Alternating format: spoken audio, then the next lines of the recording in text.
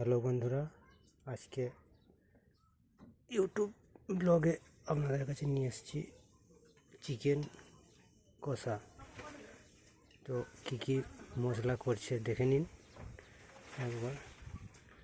এই যেখানে দেখুন মশলা বাটা হয়ে গেছে, পেঁয়াজ কুচি, আদা বাটা, রসুন বাটা, এখানে হলুদ লঙ্কা গুঁড়ো নেওয়া হয়েছে। এই যে কাঁচা মরিচ নিয়ে নিয়েছে, এটা শিলে বাটবে। এই যে হালিকর মুখটা দেখে নাও, কাঁচা মরিচ,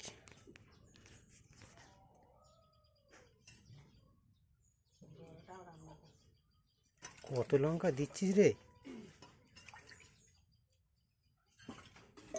এই যে চিকেন